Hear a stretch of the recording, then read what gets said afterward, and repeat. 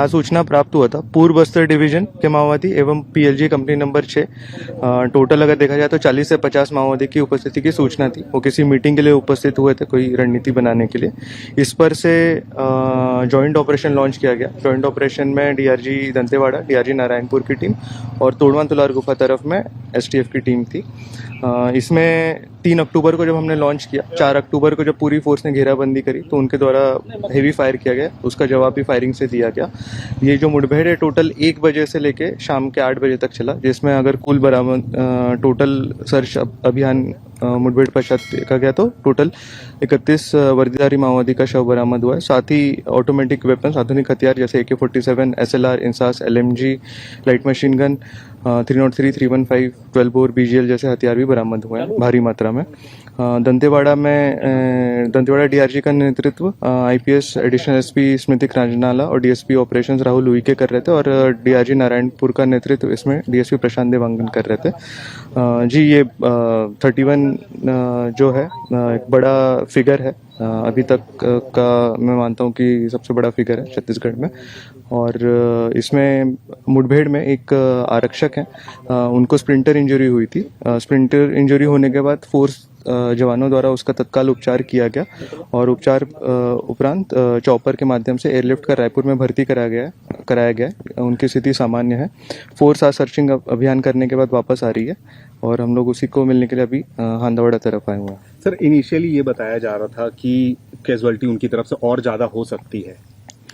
नहीं, हमारी तरफ से ऑफिशियल फिगर जो देखिए, मुठभेड़ जो है वो बहुत लंबा चला है, उसके बाद सर्च ऑपरेशन भी उतना ही लंबा चला। तो कल तक जो हमारे पास जानकारी लगभग 28 नक्सली माओवादी का था और आज मॉर्निंग तक फिर टोटल 31 काउंट हुआ है। सर, जैसे बहुत सारे असॉल्ट राइफल मॉडर्न वाले मिले हैं, तो क्या लगता है कि किस टाइप के कैडर रहेंगे? क्या वो रिवॉर्ड कैरी कर रहे थे? जी, मैं समझता हूँ जिस हिसाब से हमें हथियार मिले हैं और जिस हिसाब से संख्या है, उसमें ज़रूर कोई HHC या DVC रैंक का माओवादी होगा। HHC देखा जाए तो शासन द्वारा उसके ऊपर 25 लाख का इनाम घोषित है और DVC या कंपनी के जो सदस्य होते हैं, मेंबर्स होते हैं, तो उनके ऊपर शासन द्वारा 8 लाख। तो सर, टेरेन की अगर बात करें तो टेरेन कितना चैलेंजिंग था सर?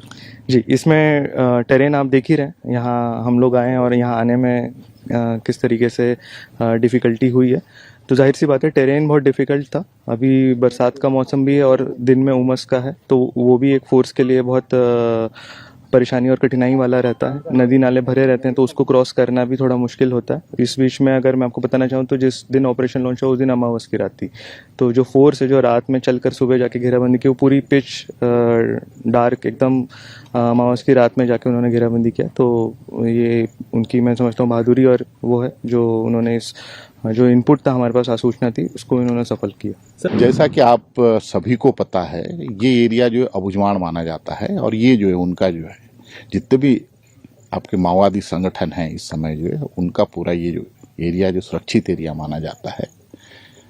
और उनकी सूचना पर जो बड़े लीडरों के, जो माओवादियों के बड़े लीडरों की सूचना के आधार पर जो है आज से 4 दिन पहले ही एक ऑपरेशन प्लान किया गया था और वो प्योर अबुझमाड़ में जो है, और उसी आधार पर जो अपने नारायणपुर, दंतेवाड़ा का DRG और साथ में हमारा STF, ये 3 का बल था।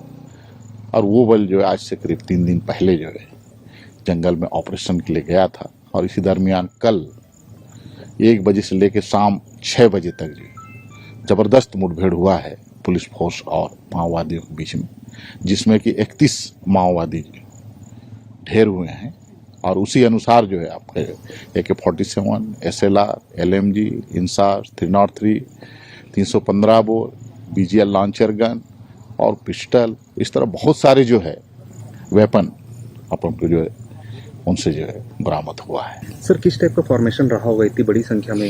ये एरिया मैं जैसे आपको बताया, पूरा एरिया जो है नक्सलियों का सबसे सुरक्षित एरिया माना जाता है। और इस एरिया में जहाँ पर हम लोग ऑपरेशन किए हैं वहाँ पर जो एक तो पूर्वी बस्तर डिविजनल कमेटी है नक्सलियों का, वो ऑपरेट करता है। और उन्हीं के साथ में जो है कि यहाँ पर जो है PLG की कंपनी नंबर 6 यहाँ पर जो सक्रिय है।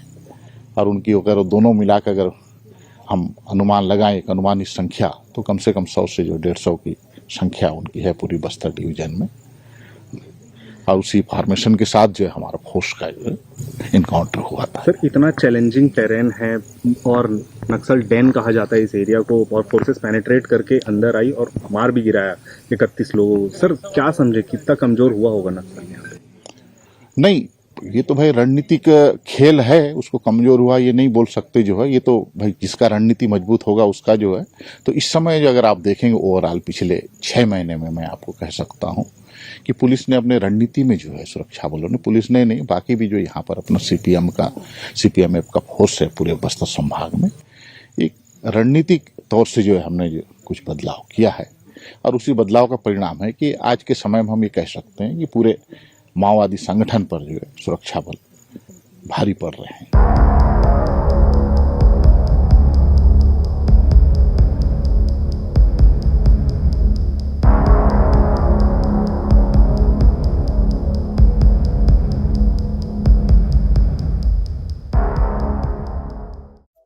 Subscribe to Midday India. Get direct notifications on all our videos by clicking on the bell icon.